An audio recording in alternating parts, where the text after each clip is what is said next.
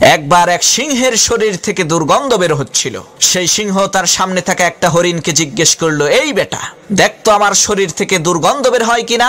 সেই হরিণ বলল, মহারাজ, সত্যিই তো আপনার শরীর থেকে প্রচন্ড দুর্গন্ধ বের হচ্ছে। হরিণের এই কথা শোনা মাত্রই সিংহের মাথা গরম হয়ে গেল। সিংহ হরিণকে ধমক দিয়ে বলল, বেটা বিয়াদব, তোর সাহস তো কম না, আমার শরীর থেকে গন্ধ বের হচ্ছে, সেই কথা তুই আমার মুখের সামনে বলিস কি করে। এক থাবা দিয়ে হরিণের ঘাড় মটকে হরিণকে খেয়ে ফেললো। এরপর সেই সিংহ এক বান্দরকে জিজ্ঞেস করলো, ওই বান্দর, বলতো আমার শরীর থেকে দুর্গন্ধ বের হয় কিনা। সিংহ যে হরিণের কি অবস্থা করেছে সেই দৃশ্য দেখে বান্দর বুদ্ধি করে বলল, মহারাজ, কি যে বলেন, আপনার শরীর থেকে কখনো দুর্গন্ধ বের হতে পারে?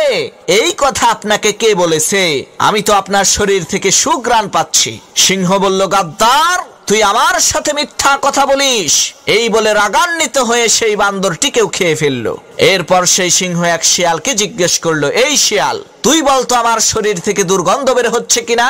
হরিণ আর বান্দরের নৃশংস করুণ পরিণতি দেখে সেই শিয়াল বুদ্ধি করে বলল, মহারাজ, আমাকে ক্ষমা করবেন, আমার সর্দি লেগেছে, যার কারণে আমার নাক বন্ধ হয়ে আছে, আমি আসলে বুঝতে পারছি না আপনার শরীর থেকে গন্ধ বের হচ্ছে কিনা।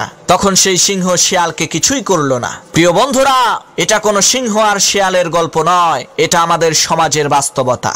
আপনার সামনে এমন কিছু বিশেষ মুহূর্ত আসবে, সেই সময় আপনি সত্য কথা বললেও বিপদে পড়বেন, মিথ্যা কথা বললেও বিপদে পড়বেন। এর চাইতে বরং চুপ থাকবেন, কারণ চুপ থাকলেই নাজাত পাবেন।